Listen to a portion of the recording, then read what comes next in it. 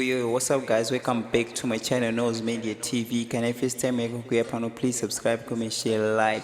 Ndoda kutenda church, ndoda kutenda munhu waMwari ne zvakaitika muupenyu hwangu nemhuri yangu.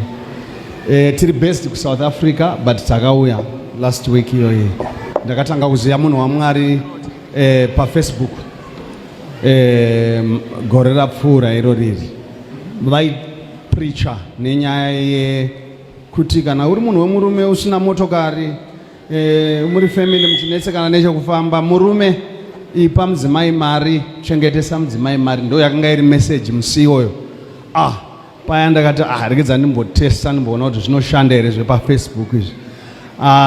Nekuramba ndinakidzwa nemunhu waMwari, anointing yakatapukira tikatanga kusarenda mari kuna mai sefani. Zvisinei, ndoda kutenda Mwari.